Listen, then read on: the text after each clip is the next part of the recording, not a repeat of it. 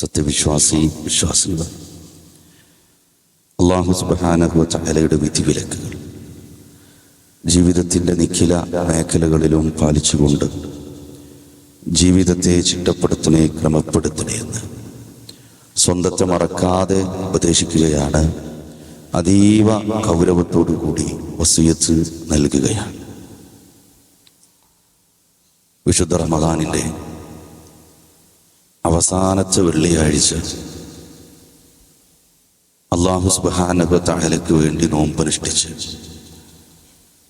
ഏറെ പുണ്യം പ്രതീക്ഷിക്കുന്ന ഈ ദിനരാത്രങ്ങളിൽ ഇബാദത്തുകളിൽ അതീവ ശ്രദ്ധ കൊടുത്ത് നമ്മുടെ ഈ വർഷത്തെ നോമ്പിനെ ഉപയോഗപ്പെടുത്താൻ തീരുമാനിച്ചവരാണ് നമ്മൾ. അല്ലാഹു സുബ്ഹാനഹു വ തആല നമ്മുടെ നോമ്പുകൾക്കും ഇബാദത്തുകൾക്കുമെല്ലാം ഇരട്ടി ഇരട്ടി പ്രതിഫലം നൽകി അനുഗ്രഹിക്കുമാറാവട്ടെ. ഒരു മനുഷ്യൻ സാമ്പത്തികമായി വളരെ പ്രയാസപ്പെട്ടു ജീവിതത്തിൽ വലിയൊരു ബിസിനസ് സാമ്രാജ്യം കെട്ടിപ്പടുക്കാൻ ഒരുപാട് സാമ്പത്തിക ബാധ്യത വരുത്തി വെച്ചൊരു മനുഷ്യൻ, ആ മനുഷ്യന്റെ തീരുമാനങ്ങളെല്ലാം പരാജയപ്പെട്ട് അങ്ങേയറ്റത്തെ സാമ്പത്തിക പ്രയാസത്തിൽ പെട്ടുപോയി. ആകെയുള്ള വീട്ടിൽ പോലും കിടന്നുറങ്ങാൻ കഴിയാതെ രാത്രി പോലും ആളുകൾ സമ്പത്തും തൻ്റെ പണവും ചോദിച്ച് ശല്യപ്പെടുത്തുന്ന തരത്തിലേക്ക് എത്തും. ആ മനുഷ്യൻ അന്നൊരു പുഴക്കരയിൽ പോയിരുന്നു. തൻ്റെ വീടിൻ്റെ തൊട്ടടുത്തുള്ള കുത്തിയൊഴുകുന്ന കലങ്ങിമറിഞ്ഞൊഴുകുന്ന പുഴക്കരയിൽ രാത്രി ആ മനുഷ്യൻ ചെന്നിരുന്നു. വീട്ടിലേക്ക് പണവും ചോദിച്ചു വരുന്ന ആളുകളെ പേടിച്ച് ഉറക്കം കിട്ടാതെ തൻ്റെ ബിസിനസ് സാമ്രാജ്യങ്ങളെക്കുറിച്ച്, സ്വപ്നങ്ങളെക്കുറിച്ചൊക്കെ ആ കുത്തിയൊഴുകിപ്പോകുന്ന പുഴയിലേക്ക് നോക്കി ആ മനുഷ്യൻ നെടുവീർപ്പിട്ട് ആ ഓർമ്മകളിലേക്ക് കടന്നുപോയി. വെറുതെ ഇരിക്കുന്ന സമയത്ത് തൻ്റെ അടുത്തുള്ള ചില കല്ലുകളൊക്കെ എടുത്ത് ആ മനുഷ്യൻ ഇങ്ങനെ പുഴയിലേക്ക് ഇങ്ങനെ ഇട്ടുകൊണ്ടിരിക്കും. മണിക്കൂറുകൾ കഴിഞ്ഞു. ഒരുപാട് സമയം ആ പുഴക്കരയിൽ ആ മനുഷ്യൻ ചെലവഴിക്കും. കിഴക്ക് ചെറിയ വെട്ടം വന്നു തുടങ്ങി, സൂര്യൻ ഉദിക്കാനായി തുടങ്ങി. ആ മനുഷ്യൻ അപ്പോഴും എന്തൊക്കെയോ പുഴയിലേക്ക് ഇങ്ങനെ എറിഞ്ഞുകൊണ്ടേയിരിക്കും. പെട്ടെന്നാണ് താൻ എറിഞ്ഞുകൊണ്ടിരിക്കുന്ന കല്ലിന് എന്തോ ഒരു തിളക്കമുണ്ടല്ലോ എന്നയാൾക്ക് ആ വെട്ടത്തിലൊന്ന് തോന്നിപ്പോയി. സുബോധത്തിലേക്ക് തിരിച്ചു വന്നത് അപ്പോഴാണ്. അയാൾ നോക്കി, ഞാൻ എന്താണ് ഈ വലിച്ചെറിഞ്ഞുകൊണ്ടിരിക്കുന്നത്? അയാൾ പരതി. അയാൾ തൊട്ടടുത്ത് എന്തോ ഒരു കിഴി ഇങ്ങനെ തുറന്നു വെച്ചിരിക്കുന്നു. ആ കിഴിയിൽ നിന്ന് എന്തൊക്കെയോ, അതിൽ നിന്നുള്ള കല്ലുകളാണ് ഞാൻ ആ കുത്തി ഒലിച്ചു പോകുന്ന പുഴയിലേക്ക്, കലങ്ങിമറിഞ്ഞൊഴുകുന്ന നദിയിലേക്ക് വലിച്ചെറിഞ്ഞുകൊണ്ടിരുന്നത് എന്നയാൾ തിരിച്ചറിയുന്നു. അയാൾ ആ കിഴിയെടുത്ത് പരിശോധിച്ചു. അതിൽ ഒരു കല്ലിന്റെ കഷ്ണം മാത്രം ബാക്കിയുള്ളൂ. ആ മനുഷ്യനതെടുത്തു നോക്കി. ബിസിനസ്സുകാരനായ അയാൾക്കത് മനസ്സിലായി, ഇത് അമൂല്യമായ ഒരു കല്ല, ഇതൊരു രത്നക്കല്ല. ഇത്രയും നേരം ഞാൻ ഈ കുത്തിയൊലിച്ചൊഴുകുന്ന പുഴയിലേക്ക് വലിച്ചെറിഞ്ഞത് അമൂല്യമായ രത്നക്കല്ലുകളായിരുന്നു. എൻ്റെ ജീവിതത്തിലെ പ്രയാസങ്ങളും സാമ്പത്തിക ബുദ്ധിമുട്ടുകളും എല്ലാം തീർക്കാൻ മാത്രമുള്ള ഒരു കിഴിയാണ്, സാമ്പത്തികമായ വലിയൊരു നിധിയാണ് എനിക്ക് കിട്ടിയിരുന്നത്. അത് ഞാൻ ഇവിടെ ഇരുന്ന് വെറുതെ ചിന്തിച്ചിരുന്ന് പാഴാക്കി കളഞ്ഞല്ലോ എന്നാ മനുഷ്യൻ ചിന്തിച്ചു പോയി എന്ന്. പ്രിയപ്പെട്ടവരെ, ഇതൊരു കഥ മാത്രമാണ്, നടക്കാൻ സാധ്യതയില്ലാത്തതും. പക്ഷേ പ്രിയപ്പെട്ട വിശ്വാസിനികൾ, നമ്മുടെ നോമ്പുമായി, നമ്മുടെ റമദാനുമായി ഈ കഥക്കൊരു ബന്ധമുണ്ട്. പടച്ച റബ്ബ് അമൂല്യമായ ആ രത്നത്തെക്കാൾ വിലപിടിപ്പുള്ള റമദാനിനെ നമുക്ക് നൽകി. അതിൻ്റെ അവസാനത്തെ ദിനരാത്രങ്ങളിലേക്ക് ചെല്ലുമ്പോൾ ആ റമദാനിന്റെ 25, 26 അത്രയും ദിനരാത്രങ്ങളെ നമ്മൾ എങ്ങനെ ഉപയോഗപ്പെടുത്തി? കുത്തിയൊലിച്ചു പോകുന്ന ആ പുഴയിലേക്ക് ആ മനുഷ്യൻ തൻ്റെ പക്കൽ കയ്യിലുണ്ടായിരുന്ന, തൊട്ടടുത്തുണ്ടായിരുന്ന രത്നക്കല്ലുകളെ വലിച്ചെറിഞ്ഞതുപോലെ ഈ റമദാനിന്റെ അമൂല്യമായ ദിനരാത്രങ്ങളെ വലിച്ചെറിഞ്ഞവരാണോ നമ്മൾ? പ്രിയപ്പെട്ടവരെ, ചിന്തിക്കേണ്ടതുണ്ട്. അല്പം ചില ദിവസങ്ങൾ മാത്രം നമ്മുടെ മുന്നിലുണ്ട്. ഈ റമദാനിനെ ഉപയോഗപ്പെടുത്താൻ, ഈ റമദാനിന്റെ നന്മകൾ ജീവിതത്തിലേക്ക് ചേർക്കാൻ അല്പം ചില മണിക്കൂറുകൾ മാത്രം പ്രിയപ്പെട്ടവരെ ഉപയോഗപ്പെടുത്താൻ നമ്മെ കൊണ്ട് സാധിക്കേണ്ടതുണ്ട്. അല്ലാഹു സുബ്ഹാനഹു വ തആല അതിനുള്ള തൗഫീക്ക് നൽകി നമ്മെ ഏവരെയും അനുഗ്രഹിക്കുമാറാവട്ടെ. പ്രിയപ്പെട്ടവരെ, എന്തു തോന്നുന്നു? റമദാൻ അവസാനിക്കുക. നമുക്ക് തോന്നുകയാണ് എത്ര പെട്ടെന്നാ നോമ്പ് തീർന്നത്.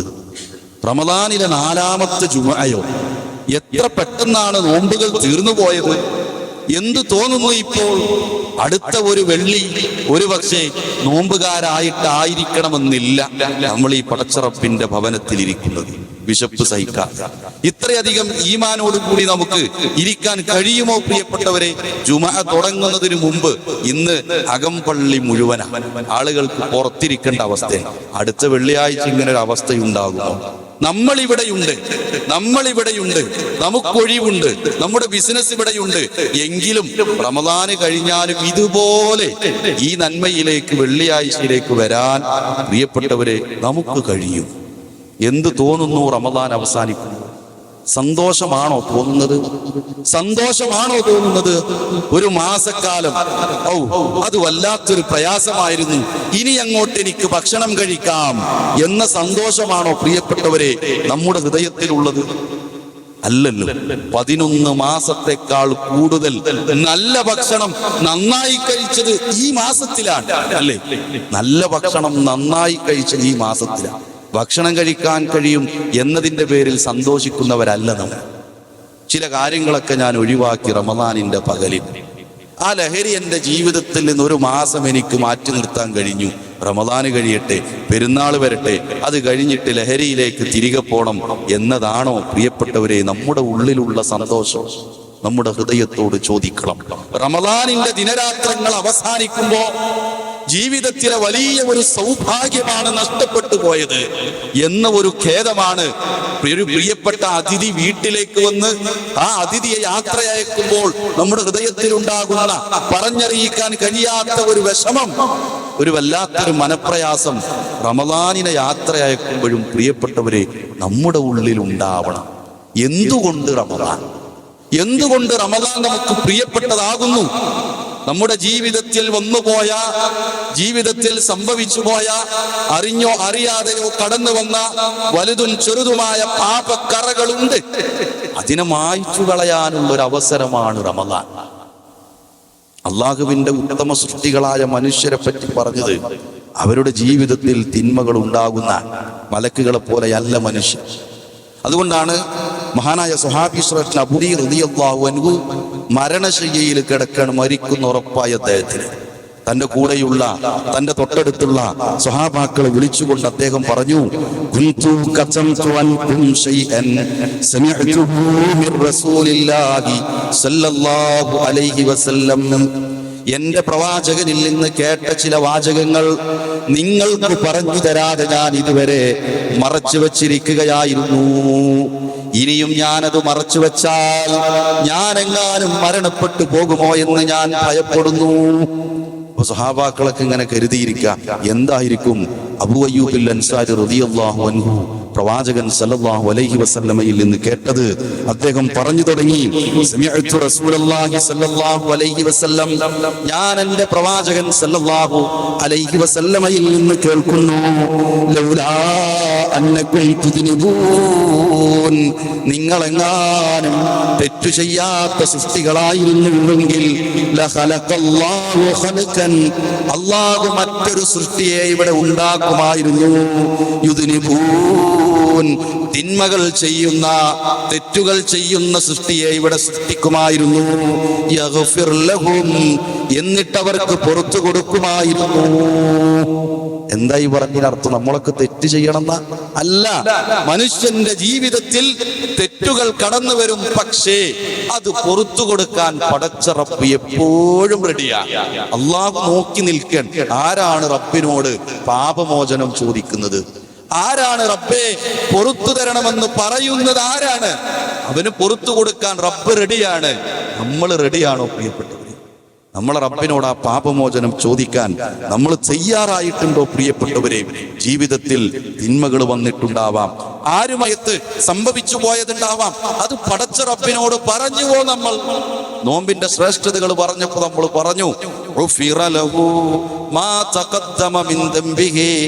അവന്റെ മുൻകഴിഞ്ഞ പാപങ്ങൾ അവന് പുറത്തു കൊടുക്കും. ഒന്നാമത്തെ വെള്ളിയാഴ്ച നമ്മൾ പറഞ്ഞതാ. രണ്ടാമത്തെ വെള്ളിയാഴ്ച നമ്മൾ പറഞ്ഞു, റസൂലുള്ളാഹി സ്വല്ലല്ലാഹു അലൈഹി വസല്ലം മിമ്പറിലേക്ക് കയറിയപ്പോ ആമീൻ പറഞ്ഞു. സഹാബാക്കൾ ചോദിച്ചു, എന്തിനാ പ്രവാചകരെ ആമീൻ പറഞ്ഞത്? ജിബ്രീൽ അലൈഹി സ്വലാത്തു വസ്സലാം വന്നിട്ട് എന്നോട് പറഞ്ഞു, ഒരു റമദാന് കിട്ടിയിട്ട് പാപങ്ങൾ പൊറുക്കാത്തവൻ നശിച്ചു പോട്ടെ എന്ന് ജിബ്രീൽ അലൈഹി സ്വലാത്തു വസ്സലാം പറഞ്ഞു. ഞാൻ അതിനാണ് ആമീൻ പറഞ്ഞത്. ആലോചിച്ച് നോക്ക്, നമ്മൾ ഏത് കൂട്ടത്തിലാ? പാപങ്ങൾ പൊറുത്തോ? നമ്മുടെ പാപങ്ങൾ പൊറുത്തുവോ? നമ്മുടെ തൗബ ചെയ്യാൻ സമയമായിട്ടില്ലേ പ്രിയപ്പെട്ടവരെ? ജീവിതത്തിൽ തിന്മകൾ സംഭവിക്കാത്തവർ ആരാണുള്ളത്? ആരുമറിയാതെ പ്രവാസ ലോകത്ത് ചെന്നപ്പോ നാട്ടുകാരില്ല, വീട്ടുകാരില്ല, പരിചയക്കാരില്ല. ചില അബദ്ധങ്ങൾ സംഭവിച്ചു പോയി. ഒരു യാത്ര പോയപ്പോൾ ചില അബദ്ധങ്ങൾ സംഭവിച്ചു. നാട്ടുകാരില്ല, കൂട്ടുകാരില്ല, ഒറ്റയ്ക്കുള്ള യാത്രയിൽ ചില അബദ്ധങ്ങൾ സംഭവിച്ചു പോയി. ജീവിതത്തിൽ ഇസ്ലാമിനെ കുറിച്ച് ഇത്ര ബോധ്യമില്ലാത്ത സമയത്ത് ചുറുചുറുക്കുള്ള ചെറുപ്പക്കാരനായിരുന്ന, സമ്പത്ത് യഥേഷ്ടം ഉപയോഗിക്കാൻ സമ്പത്ത് പോക്കറ്റിൽ ഉണ്ടായിരുന്ന കാലത്ത് ചിലതൊക്കെ സംഭവിച്ചു പോയി. ആ ചുറുചുറുക്കുള്ള സമയത്ത് ലഹരി നുണഞ്ഞുപോയി. ചിലതൊക്കെ അങ്ങനെ ജീവിതത്തിൽ അറിയാതെയോ കടന്നു വന്നു. പ്രിയപ്പെട്ടവരെ, സംഭവിച്ചിട്ടില്ലേ നമ്മുടെ ജീവിതത്തിൽ? പറഞ്ഞുവോ നമ്മൾ റബ്ബിനോട്, റബ്ബേ പൊറുത്തു തരണേ എന്ന് ഈ റമദാനിന്റെ ദിനരാത്രങ്ങളിൽ ആ റബ്ബിനോട് പറയാൻ പ്രിയപ്പെട്ടവരെ നമ്മെ കൊണ്ട് സാധിച്ചിട്ടുണ്ട്? അവിടെയാണ് തൗബ കടന്നു വരുന്നത്. തൗബയെ കുറിച്ച് നമ്മൾ എപ്പോഴും കേൾക്കുന്നു. റമദാനിൽ ഒരുപക്ഷെ ഒരുപാട് സമയങ്ങളിൽ സന്ദർഭങ്ങളിൽ നമ്മൾ കേൾക്കുന്നു. എന്താണ് തൗബ എന്ന് പറഞ്ഞാൽ? തൗബ എന്ന് പറഞ്ഞാൽ എന്താ? നമുക്ക് കാണാൻ കഴിയും, പണ്ഡിത ലോകം അതിനൊരു വിവക്ഷ നൽകുന്നത്,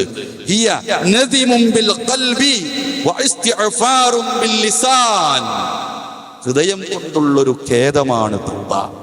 നാവ് കൊണ്ടുള്ള പാപമോചന തേട്ടമാണ് തൗബ. ജീവിതത്തില് കഴിഞ്ഞുപോയ പാപങ്ങളെ കുറിച്ച് ഓർക്കുമ്പോ റബ്ബേ പൊറുത്തു തരണേ എന്ന് പറച്ചില് മാത്രം, നാവ് കൊണ്ടുള്ള വെറുമൊരു പറച്ചിൽ മാത്രം, പാപങ്ങൾ പൊറുത്തു തരണേ എന്ന് ഇമാമ് പറയുമ്പോ വെറുതെ ആമീൻ എന്ന് പറയുന്നവരായി മാത്രം നമ്മൾ മാറരുതേ. ഹൃദയത്തിലൊരു ഖേദമുണ്ടാവണം. ആ തിന്മയെക്കുറിച്ച് ഓർമ്മ വരണം. ആ തിന്മ ജീവിതത്തിലേക്ക് ആലോചിക്കുമ്പോൾ ഹൃദയത്തിലൊരു നീറ്റലുണ്ടാവണം. ആ നീറ്റലോടുകൂടി നാവ് കൊണ്ടത് പറയണം. അപ്പോഴേ തൗബാവുക. ജീവിതത്തിലെ തിന്മകളെ കുറിച്ച് ആലോചിക്കുമ്പോൾ മനസ്സ് പ്രയാസപ്പെടുന്നു. ആ പ്രയാസം മാത്രം പോരാ, റബ്ബിനോട് പറയണം, റബ്ബേ സംഭവിച്ചു പോയി. രുചിച്ചു നോക്കാൻ പാടില്ലാത്തത് രുചിച്ചു നോക്കി റബ്ബേ. ആ സമയത്ത് അങ്ങനെ സംഭവിച്ചു പോയി റബ്ബേ. ഞാൻ ഒരിക്കലും നടന്നു പോകാൻ പാടില്ലാത്തിടത്തേക്ക് എന്റെ കാല് വെച്ച് ഞാൻ നടന്നുപോയി റബ്ബേ. ഞാൻ അരുതായ്മ ചെയ്തു പോയി റബ്ബേ. സംഭവിച്ചു പോയി റബ്ബേ. യുവത്വത്തിന്റെ ചാബല്യത്തിൽ സംഭവിച്ചു പോയതാണ് റബ്ബേ. പൊറുത്തു തരണേ എന്ന് പറയാൻ പ്രിയപ്പെട്ടവരെ, ഈ റമദാനിന്റെ ദിനരാത്രങ്ങളിലും നമ്മെ കൊണ്ട് സാധിക്കുന്നില്ലെങ്കിൽ ഇനി എന്നാണ് പ്രിയപ്പെട്ടവരെ? ഇനി എന്നാ ജീവിതത്തിലെ മാറ്റം? ഇനി എന്തിനാ നോമ്പ്? മാറ്റമുണ്ടാകാനാ നോമ്പ്. മാറ്റമുണ്ടാകാനാ നോമ്പ്.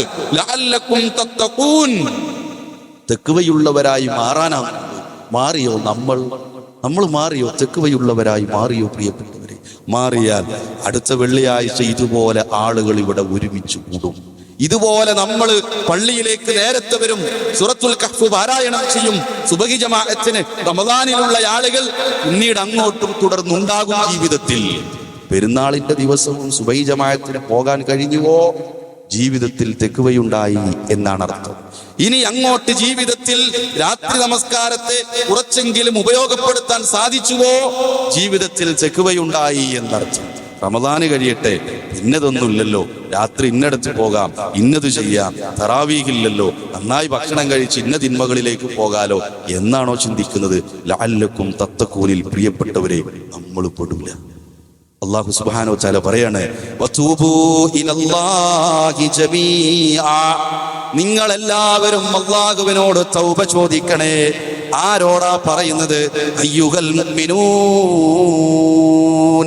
സത്യവിശ്വാസികൾ വിളിച്ചുകൊണ്ട് പറയാണ്, തൂബൂ ഇലല്ലാഹി ജമീഅ, സത്യവിശ്വാസികളെ റബ്ബിനോട് പാപമോചനം തേടിക്കൊള്ളുക.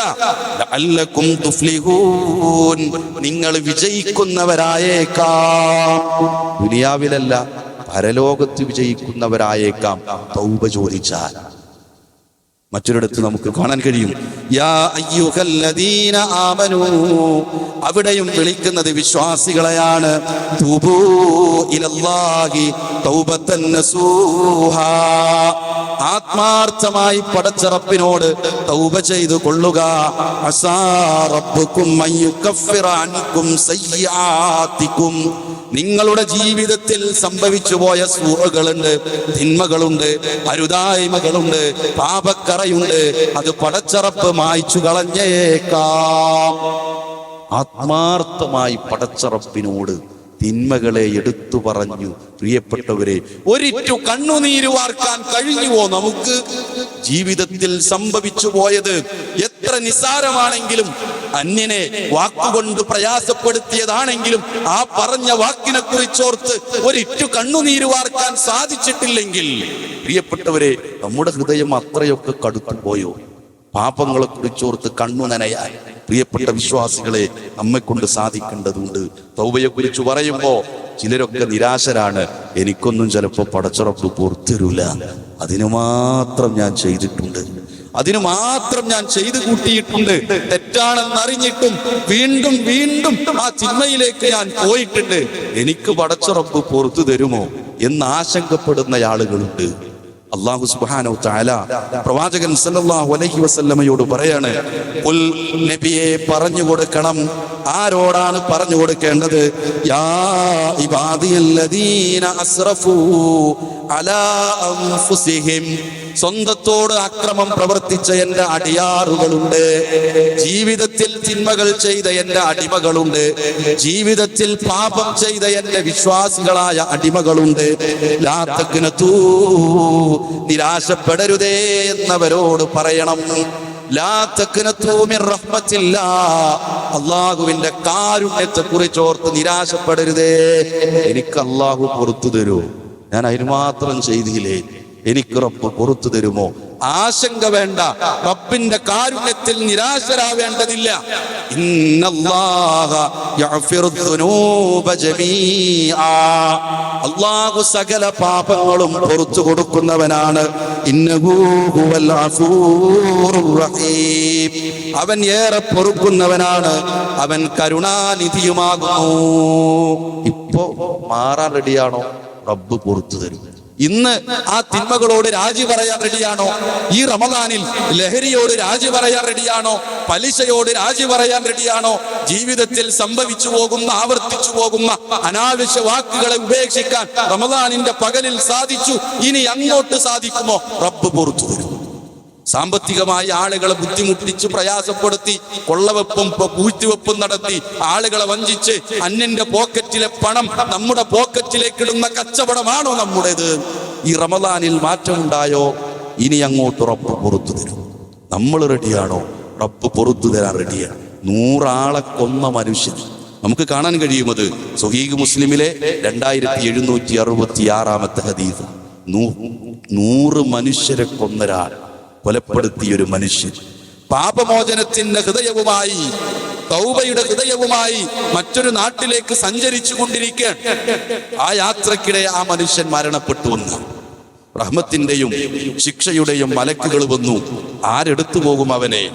അളന്നു നോക്കി നന്മയിലേക്കാണ് അടുത്തിരിക്കുന്നത്. റഹ്മത്തിന്റെ മലായിക്കത്തുകൾ ആ മനുഷ്യനെ കൊണ്ടുപോയെന്നാണ്. ഇന്നഹു ലം യഅമലു ഖൈറുൻ ഖത്തു, ഒരു നന്മയും ചെയ്യാത്ത മനുഷ്യനെ റഹ്മത്തിന്റെ മലായിക്കത്തുകൾ കൊണ്ടുപോയെന്നാണ്. നന്മകൾ ചെയ്യാതെ ജീവിച്ചാൽ രക്ഷപ്പെടുമെന്നതിനല്ല തെളിവ്. ജീവിതത്തിൽ പാപമോചനത്തിന്റെ ഹൃദയമുണ്ടോ? ജീവിതത്തിൽ സംഭവിച്ചു പോയ കുറ്റങ്ങളെ കുറിച്ച്, തെറ്റിനെ കുറിച്ച് വല്ലാത്തൊരു ഖേദമുണ്ടോ? റബ്ബിനോട് പാപമോചനം തേടിയോ? അവന് രക്ഷയുണ്ട്. അവന് രക്ഷ. അവന്റെ ജീവിതത്തിലെ പാപങ്ങളെ മുഴുവൻ പടച്ച റബ്ബ് പുറത്തു കൊടുത്തേക്കാം. പ്രിയപ്പെട്ടവരെ, നിരാശപ്പെടാതെ പടച്ച റബ്ബിലേക്ക് കൈകളുയർത്താൻ, പാപത്തെക്കുറിച്ചോർത്ത് മുസല്ല നനയാൻ, പാപത്തെക്കുറിച്ചോർത്ത് സുജൂദ് ചെയ്യുന്ന ഇടം നനയാൻ പ്രിയപ്പെട്ടവരെ ഈ റമദാനിന് കഴിയുന്നില്ലെങ്കിൽ പിന്നെന്ന് കഴിയും? അവസാനത്തെ അല്പം ചില മണിക്കൂറുകൾ, അല്പം ചില ദിവസങ്ങൾ ബാക്കിയുണ്ടേ ഉപയോഗപ്പെടുത്താൻ കഴിയണം. തൗബക്ക് പ്രത്യേകമായ വാക്കില്ല. ജീവിതത്തിൽ ഇന്ന തിന്മകൾ ചെയ്തവർ ഇന്ന വാക്കുകൾ വെച്ച് തൗബ ചെയ്യുക, അല്ലെങ്കിൽ നമസ്കാരം ഉപേക്ഷിച്ചവർ ഇന്ന തൗബ ചെയ്യുക, നോമ്പ് ഉപേക്ഷിച്ചവർ ഇന്ന വാക്കുകൾ വെച്ച് തൗബ ചെയ്യുക എന്ന് പ്രത്യേകം പഠിപ്പിക്കപ്പെട്ടിട്ടില്ല. പക്ഷെ നമ്മൾ പ്രാർത്ഥിക്കുന്ന പ്രാർത്ഥനകളിലൊക്കെ തൗബയുടെ വാക്യങ്ങളുണ്ട്. നമ്മൾ പ്രാർത്ഥിക്കാറില്ലേ നമസ്കാരത്തിൽ,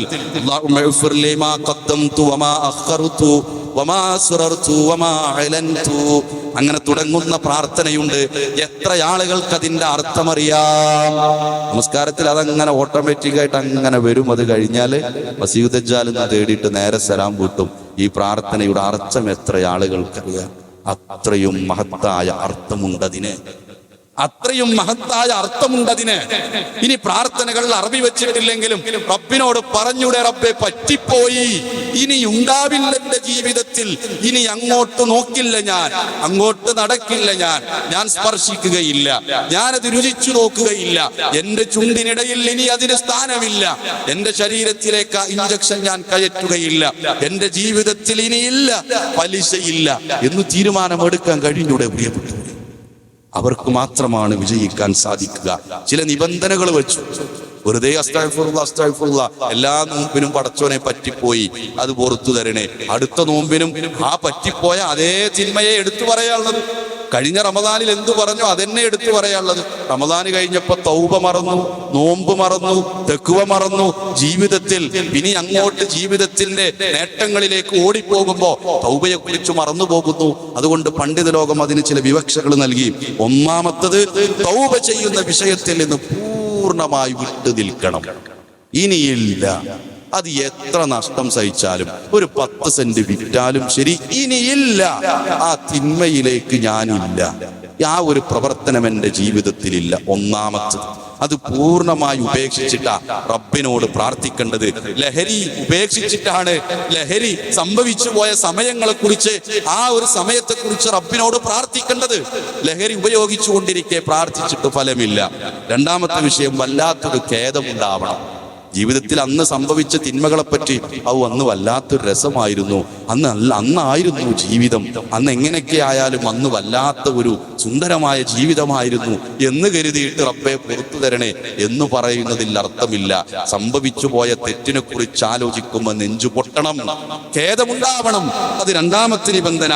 മൂന്നാമത്തത്, ഇനി ഞാൻ തിരിച്ചു പോകില്ല. എത്ര സമ്പത്ത് വാഗ്ദാനം ചെയ്താലും, അധികാരം വാഗ്ദാനം ചെയ്താലും, സുഖസൗകര്യങ്ങൾ ഓഫർ ചെയ്താലും ഇനിയില്ല, ഇനിയൊരു മടക്കമില്ല എന്ന് തീർച്ചപ്പെടുത്താൻ സാധിക്കണം. നാലാമത്തെ വിഷയം അതുതന്നെ, ദൃഢനിശ്ചയം. ഇനിയൊരു മടക്കം ആ തിന്മയിലേക്കില്ല എന്ന ഒരു നിബന്ധന വെക്കുന്നത് മാത്രമാണ് പ്രിയപ്പെട്ടവരെ നമ്മുടെ തൗബ ശരിയായ തൗബയായി മാറുകയുള്ളൂ. അതല്ല, ഇത് അല്ലാഹുവിനോടുള്ളത്. പടപ്പുകളോട് വല്ലതും ചെയ്തിട്ടുണ്ടെങ്കിൽ അവരോടത് പൊരുത്തപ്പെടിക്കണം. ആരോടെങ്കിലും സാമ്പത്തികമായി വഞ്ചന നടത്തി, അന്യന്റെ ഒരു 2000 രൂപ അവനെ പറ്റിച്ച് പോക്കറ്റിലിട്ടു, അവനെ ആക്രമിച്ചു, ആളുകൾക്കിടയിൽ വെച്ച് അവനെ പ്രയാസപ്പെടുത്തി, അവൻ ആക്രമിക്കപ്പെട്ടവന്റെ പ്രാർത്ഥന നമുക്കെതിരെ പ്രാർത്ഥിച്ചിട്ടുണ്ടെങ്കിൽ നമ്മുടെ തൗബ ഒരുപക്ഷെ പടച്ചറപ്പ് സ്വീകരിച്ചു കൊള്ളണമെന്നില്ല. ഉപദ്രവിച്ചവനെ കണ്ടെത്തണം, അവനോട് പറയണം, അന്ന് അങ്ങനെയൊക്കെ ആയിരുന്നു അവസ്ഥ, അന്ന് അങ്ങനെയൊക്കെ സംഭവിച്ചു പോയി, ഈ ഒന്നും മനസ്സിൽ വെക്കല്ലേ, എനിക്ക് വേണ്ടി പാപമോചനം തേടണം, എനിക്കത് പുറത്തു തരണം. ആ സൃഷ്ടികളോട് പടച്ചറപ്പിന്റെ പടപ്പുകളെ കൊണ്ട് പൊരുത്തപ്പെടിക്കേണ്ടതുണ്ട്. പ്രിയപ്പെട്ടവരെ, ചിലപ്പോൾ അവർ മരിച്ചു പോയിട്ടുണ്ടാവും. നമ്മൾ ഒരുപാട് അക്രമം ചെയ്ത, ബോധപൂർവം ഉപദ്രവിച്ച ആ മനുഷ്യൻ ഈ ലോകത്തുനിന്ന് വിട പറഞ്ഞു പോയി. ഇനി എന്താ ചെയ്യാൻ പറ്റുക? ആ മനുഷ്യന് വേണ്ടി പാപമോചനം തേടുക. പടച്ചോനെ, ഞാൻ ഇന്ന ആളെ ഉപദ്രവിച്ചു, ഇന്നയാളോട് പൊരുത്തപ്പെടിക്കാൻ അയാളും മരിച്ചുപോയി, അതുകൊണ്ട് ആ മനുഷ്യന് പുറത്തു കൊടുക്കണേ, എനിക്കും പുറത്തു തരണേ എന്ന് ആ മനുഷ്യന് വേണ്ടി പ്രാർത്ഥിക്കുക എന്നതാണ് തൗബക്ക്. റമദാനിൽ പ്രത്യേകമായ സമയങ്ങളുണ്ട്. റമദാനിന്റെ ദിനരാത്രങ്ങളെല്ലാം തൗബക്ക് മഹത്തായ പ്രതീക്ഷയുള്ള ദിവസങ്ങളാണ്. ഇന്നൊരു വെള്ളിയാഴ്ച കൂടിയാണ്. വെള്ളിയാഴ്ച ദിവസം നമ്മൾ തൗബകൾ അധികരിപ്പിക്കേണ്ട സമയമാണ്. കാരണം പടച്ചറപ്പ് പറഞ്ഞല്ലോ, നമ്മൾ എത്രയോ കേട്ടതാണ് ഈ ഹദീസ്, എന്നാലും നമ്മൾ മറന്നുപോവാൻ. വെള്ളിയാഴ്ച ദിവസത്തിൽ ഒരു സമയമുണ്ട്. ആ സമയത്ത് ആര് റബ്ബിനോട് ചോദിച്ചുവോ, ആ പടച്ചറപ്പതിന്റെ ഉത്തരം കേൾക്കാതിരിക്കൂല, പടച്ചറപ്പതിന് ഉത്തരം തരാതിരിക്കൂല. ഏതാ സമയം അറിയില്ല. 40ഓളം സമയത്തെ കുറിച്ച് ചർച്ചയുണ്ട്. അപ്പൊ നമ്മൾ സമയത്തെ കുറിച്ച് ആലോചിക്കണ്ട. വെള്ളിയാഴ്ച ദിവസം മുഴുവനായി പടച്ച റബ്ബിനോട് തൗബകൾ ചെയ്യാനുള്ള അവസരമായി കാണുക. അത്തായത്തിന് നമ്മൾ എണീക്കുന്ന സമയത്ത് ഓരോ ജമാഅത്ത് നമസ്കാരത്തിന്റെയും തൊട്ടു മുമ്പ് എങ്ങനെ ഏതു സമയത്താണെങ്കിലും പ്രാർത്ഥനയ്ക്ക് ഉത്തരം കിട്ടുന്ന സന്ദർഭങ്ങളിലെല്ലാം തൗബ ചെയ്യാൻ പ്രിയപ്പെട്ടവരെ നമ്മൾ സമയം മാറ്റിവെക്കേണ്ടതുണ്ട്. ജീവിതത്തിൽ എന്തൊക്കെ സംഭവിച്ചാലും പടച്ച റബ്ബിനോടല്ലാതെ പാപമോചനം തേടാൻ ഒരു വിശ്വാസിയും പഠിപ്പിക്കപ്പെട്ടിട്ടില്ല. വിശുദ്ധ ഖുർആനിൽ എത്രയോ പ്രവാചകന്മാരുടെ ചരിത്രവും അവരുടെ ജീവിതത്തെയും സൂചിപ്പിച്ച് നമുക്ക് കാണാൻ കഴിയും. നൂഹ് നബിയോട് ഇബ്രാഹിം അലൈഹിസ്സലാത്തു വസ്സലാം തേടിയിട്ടില്ല. ഇബ്രാഹിം അലൈഹിസ്സലാത്തു വസ്സലാമയോട് മൂസ നബി അലൈഹിസ്സലാത്തു വസ്സലാം തേടിയിട്ടില്ല. മൂസാ നബി അലൈഹിസ്സലാത്തു വസ്സലാമയോട് റസൂലുള്ളാഹി സ്വല്ലല്ലാഹു അലൈഹി വസല്ലമ തേടിയിട്ടില്ല. ഈ എല്ലാ പ്രവാചകന്മാരും തേടിയത് പടച്ച റബ്ബിനോട് മാത്രമാണ്. ആ ഇലാഹിനോട് മാത്രം നമ്മുടെ പ്രാർത്ഥനകൾ ആ പടച്ച റബ്ബിലേക്ക് മാത്രം നമ്മൾ ഉയർത്തേണ്ടുന്ന സമയമാണ്. നോമ്പിനെ കുറിച്ച് സൂറത്തുൽ ബഖറയിൽ ഇങ്ങനെ പറയുന്നു, യാ അയ്യുഹല്ലദീന ആമനു കുതിബ അലൈക്കുമുസ് സിയാമു കമാ കുതിബ അലല്ലദീന മിൻ ഖബലിക്കും ലഅല്ലക്കും തത്തഖൂൻ. 184-ാമത്തെ ആയത്തിലൊക്കെ ആ വിഷയം ഇങ്ങനെ പറഞ്ഞിട്ടതാ.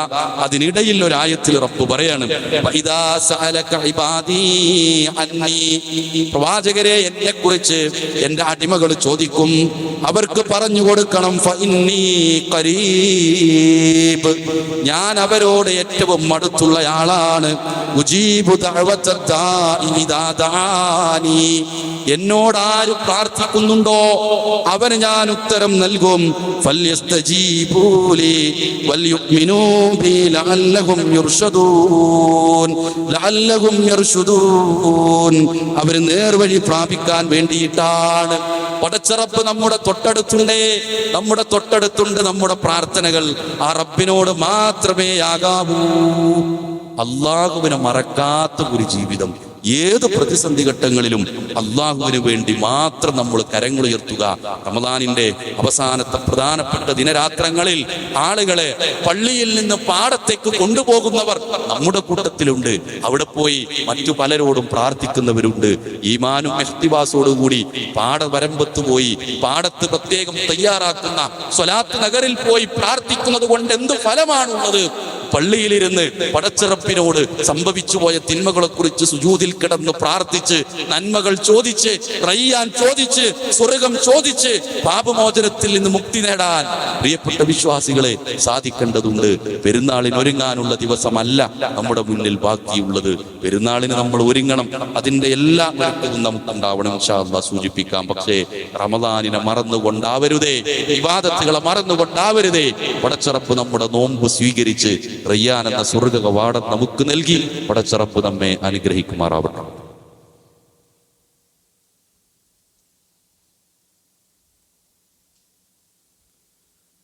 അൽഹംദുലില്ലാഹി റബ്ബിൽ ആലമീൻ വസ്സലാത്തു വസ്സലാമു അലാ റസൂലില്ലാഹി വഅലാ ആലിഹി വസ്ഹബിഹി അജ്മഈൻ. അമ്മാ ബഅദ്. അല്ലാഹുവിനെ സൂക്ഷിച്ചുകൊണ്ട് ജീവിതം ചിട്ടപ്പെടുത്തണേ, ക്രമപ്പെടുത്തണേ എന്ന് സ്വന്തത്തെ മറക്കാതെ ഒരിക്കൽ കൂടി ഉപദേശിക്കുകയാണ്. ഒരു ഗൗരവത്തോടു കൂടി വസിയത്ത് നൽകുകയാണ്. വിശുദ്ധ റമദാൻ അതിൻ്റെ അവസാന ഭാഗത്തേക്ക് കടന്നു ചെല്ലുന്ന സമയത്ത് നമ്മൾ മറക്കാതിരിക്കേണ്ടുന്ന, നമ്മൾ ഓർത്തെടുക്കേണ്ടുന്ന ഒരു വിഷയമാണ് ഫിത്ർ, സക്കാത്ത് എന്നത്. സക്കാത്തുൽ ഫിത്റിനെ കുറിച്ച് റസൂലുള്ളാഹി സ്വല്ലല്ലാഹു അലൈഹി വസല്ലം പറഞ്ഞത്, സക്കാത്തുൽ ഫിത്രി തുഹറത്തുൽ ലിസ്വാഇമി മിനൽ ലഗ്വി വറഫസി. ഒരു നോമ്പുകാരന്റെ നോമ്പിൽ ചില ചെറിയ പിശകുകളൊക്കെ സംഭവിച്ചിട്ടുണ്ടെങ്കിൽ നമുക്കറിയില്ല, ചിലതൊക്കെ സംഭവിച്ചിട്ടുണ്ടാകും. അതിനുള്ള ഒരു ശുദ്ധീകരണമാണ്. അതേപോലെ തന്നെ ചേർത്ത് പറഞ്ഞു വത്വഅമത്തല്ലിൽ മസാഖീൻ, പാവപ്പെട്ടവനുള്ള ഭക്ഷണം കൂടിയാണ് എന്ന് റസൂലുള്ളാഹി സ്വല്ലല്ലാഹു അലൈഹി വസല്ലമ നമ്മെ ഓർമ്മപ്പെടുത്തിയ വിഷയമാണ്. നമുക്കറിയാം, ആ സക്കാത്തുൽ ഫിത്ർ നമ്മൾ കൊടുത്തു വീട്ടേണ്ടത് ആരാണ്? തനിക്കും തൻ്റെ കുടുംബത്തിനും പെരുന്നാൾ ദിവസം കഴിക്കുവാനുള്ള ഭക്ഷണത്തിനുള്ള വക മാറ്റിവെച്ച് മറ്റെന്തെങ്കിലും ഉണ്ടോ, മറ്റൊരാൾക്ക് കൊടുക്കാൻ മാത്രം എന്തെങ്കിലും കൈമുതലായുണ്ടോ, അവൻ ആ ഫിത്ർ സക്കാത്ത് കൊടുത്തു വീട്ടണം. അതാരാ? വീട്ടിലെ ഇത്ര പ്രായത്തിലുള്ളവർ എന്നല്ല, റമദാനിന്റെ അവസാനത്തെ ദിവസത്തിൽ ആ മഗ്‌രിബിന് മുമ്പ് ജനിച്ചു വീഴുന്ന കുട്ടിക്ക് പോലും എന്ത് ചെയ്യണം? സക്കാത്തുൽ ഫിത്ർ കൊടുക്കണമെന്നാണ്. മാത്രമല്ല, ഇത് കൊടുക്കേണ്ടുന്ന സമയങ്ങളെ കുറിച്ചുള്ള ചർച്ചയിൽ നമുക്ക് കാണാൻ കഴിയും. പെരുന്നാളിന് മുമ്പ് കൊടുക്കണം. ഇതിന്റെ തത്വം എന്തെന്ന് വെച്ചാൽ, വിശ്വാസികളുടെ രണ്ട് ആഘോഷമാണ് പെരുന്നാൾ. ആ പെരുന്നാളിൽ, ചെറിയ പെരുന്നാളിന്റെ ദിവസം ഒരാളും പട്ടിണി കിടക്കാൻ പാടില്ല. ഭക്ഷണമില്ലാത്തൊരവസ്ഥ വിശ്വാസികൾക്കിടയിൽ ഉണ്ടാവാനേ പാടില്ല. അപ്പൊ തുഅമത്തല്ലിൽ മസാക്കീൻ എന്ന് റസൂലുള്ളാഹി സ്വല്ലല്ലാഹു അലൈഹി വസല്ലം പറഞ്ഞത് അതാ. അപ്പൊ പെരുന്നാളൊക്കെ കഴിഞ്ഞിട്ട് നമ്മുടെ സമയത്തിനനുസരിച്ച് കൊണ്ടുപോയി കൊടുത്താൽ അത് വെറും ഒരു സ്വതക്കയായി മാത്രമേ പരിഗണിക്കപ്പെടുള്ളൂ. അത് സക്കാത്തുൽ ഫിത്റായിട്ട് പരിഗണിക്കപ്പെടുകയില്ല എന്നാണ്. എത്ര കൊടുക്കണമെന്ന ചർച്ചയിൽ ഒരു സ്വാ എന്നാണ് അതിന് കണക്ക് പറഞ്ഞിട്ടുള്ളത്. ഒരു സ്വാഇന്റെ ഒരു കൃത്യമായ കണക്ക് പറഞ്ഞ 2 കിലോയും ഒരു 40 ഗ്രാമും ഒക്കെ ആയിട്ട് വരും. എന്തായാലും 2.25 കിലോ, ചിലയിടത്ത് 2.5 ഇങ്ങനെ എത്തിക്കാറുണ്ട്. അതേപോലെ തന്നെ ഇത് പണമായിട്ടല്ല സക്കാത്തുൽ ഫിത്ർ കൊടുക്കേണ്ടുന്നത്, അത് ഭക്ഷ്യവസ്തുക്കളായിട്ടാണ് കൊടുക്കേണ്ടത് എന്നാണ്. പക്ഷേ മഹല്ലുകളിൽ സംവിധാനമുണ്ട്. ഓരോരുത്തരും ഭക്ഷ്യവസ്തുക്കളായി കൊടുത്താൽ ഒരു പക്ഷേ ചിലപ്പോൾ അത് കിട്ടിയ മനുഷ്യന് ഉപയോഗിക്കാൻ കഴിയില്ല. ഓരോരുത്തരും തന്ന വ്യത്യസ്ത അരികൾ, വേവുള്ള അരികളൊക്കെ ആണെങ്കിൽ പ്രയാസമായിരിക്കും. ഇപ്പൊ മഹല്ലുകളിൽ സംവിധാനം ഉണ്ടാകാറുണ്ട്. ഇത്ര രൂപയാണ് ഒരാൾക്കെന്ന് പറയും. ഒരേ തരത്തിലുള്ള അരി വാങ്ങിയിട്ട് കൊടുക്കുന്ന അവസ്ഥയൊക്കെ ഉണ്ടാവാറുണ്ട്. അതിന് കുഴപ്പമില്ല. അതല്ലാതെ നമ്മൾ പണമായിട്ട് കൊടുക്കരുതേ എന്നാണ് കൃത്യമായി റസൂലുള്ളാഹി സ്വല്ലല്ലാഹു അലൈഹി വസല്ലം പറഞ്ഞിട്ടുള്ളത്. നമ്മുടെ പള്ളിയിലും അതിനുള്ള അവസരങ്ങളുണ്ട്. അതിന്റെ സംഖ്യയും ഒക്കെ പുറത്ത് വലുതായി തന്നെ എഴുതി വെച്ചിട്ടുണ്ട്. ആ ഒരു ശ്രദ്ധ, ചിലപ്പോൾ വ്യത്യസ്ത മഹല്ലുകളിൽ നിന്ന് വരുന്ന ആളുകൾ ഉണ്ടാവും. അവരൊക്കെ അവരുടെ നാട്ടിൽ ആ ഒരു ശ്രദ്ധ ചെലുത്തേണ്ടതുണ്ട്. അതേപോലെ തന്നെ എപ്പോൾ നൽകാമെന്നതിൽ ഫിഖ്ഹി മസ്അലകളിൽ ചർച്ചയുണ്ട്. ആ ചർച്ചകളെ കുറിച്ച് ഇങ്ങനെ എടുത്തു പറയുകയാണെങ്കിൽ റമദാനിന്റെ തുടക്കത്തിലേ കൊടുക്കാം എന്ന അഭിപ്രായമാണ് ഹനഫി മദ്ഹബിലും ഷാഫി മദ്ഹബിലും ഉള്ളത്. എന്നാലോ റമദാനിന്റെ അവസാനത്തിൽ എന്ന് പറഞ്ഞാൽ അവസാനത്തെ 1-2 ദിവസങ്ങളിൽ കൊടുത്തു വീട്ടാമെന്നാണ് മാലിക്കി മദ്ഹബിലും ഹംബലി മദ്ഹബിലും ഉള്ളത്. മദ്ഹബിന്റെ പ്രത്യേക ഭാഗങ്ങൾ പറഞ്ഞ് ഏതെങ്കിലും ഒരു മദ്ഹബ് എടുക്കണം എന്ന് പറയാനല്ല, പക്ഷെ ഇതിൽ ഏറ്റവും പ്രബലമായിട്ടുള്ള ഒരു അഭിപ്രായം എന്നത് റമദാനിന്റെ അവസാനത്തെ ദിനരാത്രങ്ങളിൽ എന്നാണ്. 1-2 ദിവസം മുമ്പൊക്കെ കൊടുക്കാം. ചിലർ മാസം കാണാൻ വേണ്ടി കാത്തിരിക്കും. എന്നിട്ട് പെരുന്നാളാണ് എന്ന് പറയുമ്പോൾ കയ്യിലൊരു കിഴിയും പിടിച്ചിട്ട് അയൽപക്കത്തേക്ക് ഓടും. അതിന് പ്രത്യേകമായിട്ട് തെളിവുകളൊന്നുമില്ല എന്ന് നമ്മൾ മനസ്സിലാക്കേണ്ടതുണ്ട്. ഇതാണ് നമ്മൾ ഫിത്ർ സക്കാത്തുമായിട്ട് ബന്ധപ്പെട്ട് മനസ്സിലാക്കേണ്ടത്. അതേപോലെ തന്നെ പെരുന്നാളാണ് വരാനിരിക്കുന്നത്. അടുത്ത വെള്ളിയുടെ മുമ്പ് വിശ്വാസികളുടെ പ്രിയപ്പെട്ട ആഘോഷ ദിവസമായ ഈദുൽ ഫിത്ർ നമ്മിലേക്ക് കടന്നു വന്നേക്കാം. പ്രിയപ്പെട്ടവരെ, പെരുന്നാൾ എന്ന് പറഞ്ഞാൽ ഒരു ഭക്ഷണം ഉണ്ടാക്കി കഴിക്കലല്ല പെരുന്നാൾ. ആ പെരുന്നാളുമായി ബന്ധപ്പെട്ട ഒരുപാട് സുന്നത്തുകൾ നമ്മൾ മനസ്സിലാക്കേണ്ടതുണ്ട്. ഒന്നാമത്തത്, നമ്മൾ പള്ളിയിലേക്ക് അല്ലെങ്കിൽ മുസല്ലയിലേക്ക്, ഈദുഗാഹിലേക്ക് നമ്മൾ വരുന്ന സമയത്ത് നമ്മൾ കുളിച്ച്, വലിയ അശുദ്ധിയുള്ള ആൾ എങ്ങനെ കുളിക്കുമോ, ജനാപത്തുകാരൻ എങ്ങനെ കുളിക്കുമോ അതുപോലെ നമ്മൾ കുളിച്ചുകൊണ്ട് വരണം എന്നാണ് ഒന്നാമത്തെ സുന്നത്തതാണ്. ഉള്ളതിൽ വെച്ച് ഏറ്റവും നല്ല വസ്ത്രം ധരിക്കുക. പുതിയ തന്നെ പെരുന്നാക്ക് എടുക്കണമെന്നൊന്നുമില്ല, എല്ലാവർക്കും അതിന് കഴിഞ്ഞോളണമെന്നില്ല. പുതിയതുള്ളവർ ആ പുതുവസ്ത്രം ധരിക്കുമ്പോഴത്തെ പ്രാർത്ഥനയൊക്കെ ചൊല്ലിയിട്ട് ആ പുതുവസ്ത്രം ധരിച്ച് മുസല്ലയിലേക്ക് വരിക. അല്ലാത്ത ആളുകൾ ഉള്ളതിൽ വെച്ച് ഏറ്റവും നല്ല വസ്ത്രം ധരിച്ചു വരിക. അതേപോലെ തന്നെ പുരുഷന്മാര് സുഗന്ധമൊക്കെ പൂശിയിട്ടാണ് വരുന്നത് എങ്കിൽ അതിന് പ്രത്യേകമായ സുന്നത്തുണ്ട് എന്ന് നമുക്ക് കാണാൻ കഴിയും. അതേപോലെ നമ്മൾ മനസ്സിലാക്കേണ്ടത് ഈദുൽ ഫിത്ർ, ഈദുൽ അദ്ഹ. ഈദുൽ ഫിത്തറിൽ നമ്മൾ മുസല്ലയിലേക്ക് വരുമ്പോൾ എന്തെങ്കിലും കഴിച്ചിട്ട് വരലാണ് സുന്നത്ത്. ഒരു മാസക്കാലം നമ്മൾ ആ സമയത്തൊന്നും കഴിച്ചിട്ടില്ല, സുബൈക്ക് ശേഷം നമ്മളൊന്നും കഴിച്ചിട്ടില്ല. അതുകൊണ്ട് ഈദുൽ ഫിത്തറിന് വരുമ്പോൾ എന്തെങ്കിലും, അതൊരു 3 ഈത്തപ്പഴാവാം, അത് കഴിച്ചിട്ട് വരലാണ് സുന്നത്ത്. കഴിച്ചാൽ ആ സുന്നത്ത് കിട്ടിയതാണ്. എന്നാൽ ഈദുൽ അദ്ഹക്ക് നേരെ തിരിച്ചാണ്, ബലിപെരുന്നാളിന് നേരെ തിരിച്ചാണ്. ഭക്ഷണം കഴിക്കാതെ പോകലാണ് സുന്നത്ത്. അതങ്ങനെ തന്നെ വേർതിരിച്ച് നമ്മൾ മനസ്സിലാക്കുക. തെക്ബീർ മുഴക്കല് ഈദുൽ ഫിത്തറിൽ നമസ്കാരം തുടങ്ങണവരെ, പെരുന്നാൾ നമസ്കാരം തുടങ്ങുന്നത് വരെ തെക്ബീർ നമ്മൾ ചൊല്ലിക്കൊണ്ടേയിരിക്കണം. അത് കുട്ടികൾക്ക് പറഞ്ഞൊരു സാധനം, അത് കുട്ടികൾ ചൊല്ലിക്കോട്ടെ എന്നല്ല. ഉമർ ഇബ്നുൽ ഖത്താബ് റളിയല്ലാഹു അൻഹു പെരുന്നാളിന്റെ തലേ ദിവസം അങ്ങാടിയിലൂടെ തെക്ബീർ ചൊല്ലി നടക്കാറുണ്ടായിരുന്നു. അങ്ങാടി കൂടെ നടക്കേണ്ട, നമ്മൾ കൂടുന്നിടത്തെങ്കിലും വീട്ടിലെങ്കിലും പള്ളിയിലൊക്കെ നമുക്ക് ആ തെക്ബീർ ധ്വനികൾ അത് എന്റേതും കൂടിയാണ് എന്ന് എല്ലാവർക്കും ചൊല്ലണം. പൊതുവെ അത് കുട്ടികൾക്കുള്ളൊരു സന്തോഷമാണ് എന്നൊരു തോന്നൽ ചിലയിടത്തെങ്കിലും ഉണ്ടാകാറുണ്ട്. അതിൽ നിന്നൊരു മാറ്റം നമുക്ക് ഉണ്ടാവേണ്ടതുണ്ട്. അതേപോലെ തന്നെ പെരുന്നാളിന് ആശംസ പറയാൻ നല്ല വാക്കുകളൊക്കെ നമുക്ക് ഉപയോഗിക്കാം. ഏത് നല്ല വാക്കും നമുക്ക് ഉപയോഗിക്കാം. അതിൽ തഖബ്ബലല്ലാഹു മിന്നാ വമിൻകും, അള്ളാഹു നമ്മിൽ നിന്നും നിങ്ങളിൽ നിന്നും ഒക്കെ സ്വീകരിക്കട്ടെ എന്നതിനാണ് നമ്മൾ പ്രാധാന്യം കൊടുക്കേണ്ടത്. തഖബ്ബലല്ലാഹു മിന്നാ വമിൻകും എന്ന വാക്യത്തിന് നമ്മളൊരു പ്രാധാന്യം കൊടുക്കേണ്ടതുണ്ട്. അതേപോലെ തന്നെ പെരുന്നാൾ നമസ്കാരം കഴിയുമെങ്കിൽ പള്ളിയിൽ നിന്ന് മാറി മൈതാനത്തോ അല്ലെങ്കിൽ അതിനനുസരിച്ചുള്ള സംവിധാനമുള്ള ഒരു സ്ഥലത്തോ ആണ് ഉണ്ടാവേണ്ടത് എന്നത് പ്രത്യേകമായ സുന്നത്താണ്. ഇൻഷാ അല്ലാഹ് നമ്മുടെ നാടുകളിലൊക്കെ ഈദ്ഗാഹുകളുണ്ട്. നമ്മുടെ മഹല്ലിലും പള്ളിയിൽ വെച്ചല്ല, സ്റ്റേഡിയത്തിൽ വെച്ചാണ് എന്നൊരു ശ്രദ്ധയുണ്ടാവുക. അതിൻ്റെ ഒരു കാരണം എന്താ വെച്ചാൽ സ്ത്രീകൾക്ക് കൂടി, പള്ളിയിൽ വരാൻ കഴിയാത്ത സ്ത്രീകൾക്ക് കൂടി അതിൽ പങ്കെടുക്കാൻ അവസരമുണ്ട്. അവസരം ഉണ്ടാവണം എന്നുണ്ട്.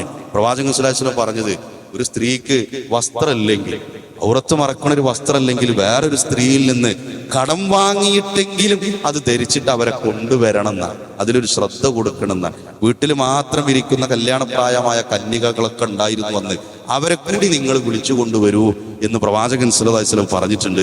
ഇനി നമസ്കരിക്കാൻ ആ സമയത്ത് പാടില്ലാത്ത സ്ത്രീകളാണെങ്കിൽ അവരെ പറ്റി പറഞ്ഞത് യശ്ഹദിനൽ ഖൈറ വ ദഅവത്തുൽ മുഅ്മിനീൻ, അവർക്ക് ആ നന്മയിൽ പങ്കാളികളാവാലോ, ആ വിശ്വാസികളുടെ പ്രാർത്ഥനയിൽ അവർക്ക് പങ്കാളികളാവാലോ എന്നാണ്. അതല്ലാതെ പെരുന്നാളിന്റെ ദിവസം അടുക്കളയിലേക്ക് കയറി നല്ല ഭക്ഷണം ഉണ്ടാക്കുന്നത് മാത്രമല്ല പെരുന്നാള്. അവരെ കൂട്ടി ഈദ് മുസല്ലയിലേക്ക് വരണം, ആ പ്രാർത്ഥനയിൽ നമ്മൾ ഉണ്ടാവണം, ആ ഒരു സന്തോഷത്തിൽ നമ്മൾ പങ്കു ചേർക്കാൻ എൻ്റെ ഭാര്യയും എൻ്റെ മക്കളും എൻ്റെ ഉമ്മയും എൻ്റെ സഹോദരിയെയും ഞാൻ കൊണ്ടുവരും ആ ഈദ് മുസല്ലയിലേക്ക് എന്ന് തീരുമാനമെടുക്കാൻ പ്രിയപ്പെട്ടവരെ നമ്മക്കൊണ്ട് സാധിക്കേണ്ടതുണ്ട്. അല്ലാതെ വെറും ഒരു ബിരിയാണി തന്നൽ മാത്രമല്ല പെരുന്നാൾ. ഇതൊക്കെയാണ് ആ പെരുന്നാളിന്റെ സന്ദേശം. നമ്മൾ മനസ്സിലാക്കുക. കഴിയെങ്കിൽ നടന്നു പോകുക എന്നാണ്. ഇതിന് പ്രത്യേക സുന്നത്തുണ്ട്. ചിലപ്പോൾ പറ്റിക്കൊള്ളുന്നില്ല, വീട് കുറെ ദൂരെയാണ്, അവിടുന്ന് നേരത്തെ നടക്കണമെന്നില്ല. ആ പെരുന്നാൾ മുസല്ല എവിടെയാണോ അതിന്റെ തൊട്ടടുത്തൊക്കെ നടന്നു പോകാൻ കഴിയുന്നവർ നടന്നു പോവുക എന്നതിൽ സുന്നത്തുണ്ട്. പോകുന്ന വഴിയിലൂടെ അല്ലാതെ മറ്റൊരു വഴിയിലൂടെ മടങ്ങി വരുന്നതിലും സുന്നത്തുണ്ട്. ഒരുപാട് ആളുകളെ കാണുക, അവരുമായി ബന്ധം പുതുക്കുക എന്നതൊക്കെയാണ് അതിന്റെ താല്പര്യം. അതേപോലെ തന്നെ കുടുംബ ബന്ധം, ബന്ധങ്ങൾ ആ സമയത്തൊന്ന് പുതുക്കുന്നതിൽ കുറെ ആളുകളെ കാണും, അവരൊക്കെ ഒന്ന് കണ്ട് സന്തോഷം സ്നേഹം പങ്കിടുന്നതും പ്രത്യേകമായ പുണ്യമാണെന്ന് ഓർമ്മപ്പെടുത്തട്ടെ. അതേപോലെ ഈ റമദാനിന്റെ ചൈതന്യം പെരുന്നാളോട് കൂടി അങ്ങ് അവസാനിപ്പിക്കുന്നവരായി നമ്മൾ മാറരുത്. പലരും പ്ലാൻ ഇട്ടിട്ടുണ്ട്, ട്രിപ്പൊക്കെ പോകാം. അത് പെരുന്നാളിന്റെ അല്ലെങ്കിൽ റമദാനിന്റെ മുഴുവൻ ചൈതന്യത്തെയും നഷ്ടപ്പെടുത്തുന്നവരായി മാറരുത്. പെരുന്നാളാണ് എന്ന കാരണത്താൽ ഒരു ജമാഅത്ത് അന്നില്ല, അന്ന് പിന്നെ രാത്രി നമസ്കാരമല്ല, ഒരു ജമാഅത്ത് ഒന്നുമില്ല. അങ്ങനെ ഒരു അവസ്ഥയായി പ്രിയപ്പെട്ടവരെ മാറരുതേ. ലഅല്ലക്കും തത്തഖൂൻ എന്നതിനെ ഹൃദയത്തിൽ ഉറപ്പിച്ചു നിർത്തി ഈ റമദാനിന്റെ ജീവിതത്തിൽ ഒരു മാറ്റം ഉണ്ടാകുമെന്ന് തീരുമാനിച്ച്, ആ മാറ്റം എന്തെന്ന് തീരുമാനിച്ച് ആ മാറ്റത്തിന് വേണ്ടി നിലകൊള്ളാൻ പ്രിയപ്പെട്ടവരെ സാധിക്കേണ്ടതുണ്ട്. അവർക്കാണ് റയ്യാൻ എന്ന സ്വർഗ കവാടമുള്ളത്. ആ സ്വർഗ കവാടത്തിലൂടെ സ്വർഗപ്രവേശനം സാധ്യമാകുന്ന മുത്തക്കികളുടെ കൂട്ടത്തിൽ പടച്ചറപ്പ് നമ്മെ ഏവരെയും ഉൾപ്പെടുത്തി അനുഗ്രഹിക്കുമാറാവട്ടെ. അല്ലാഹുവേ, ഞങ്ങളുടെ നോമ്പുകൾ, ഞങ്ങളുടെ സ്വതക്കകൾ, ഞങ്ങളുടെ ഇബാദത്തുകൾ, ഞങ്ങളുടെ നമസ്കാരങ്ങൾ റബ്ബേ ഈ റമദാനിൽ ഞങ്ങൾ നിർവഹിച്ചവ അവയെല്ലാം നീ എല്ലാ നിലക്കും സ്വീകരിച്ച് മബ്റൂറായ രൂപത്തിൽ നന്മയുടെ തുലാസിൽ എഴുതി വെച്ച്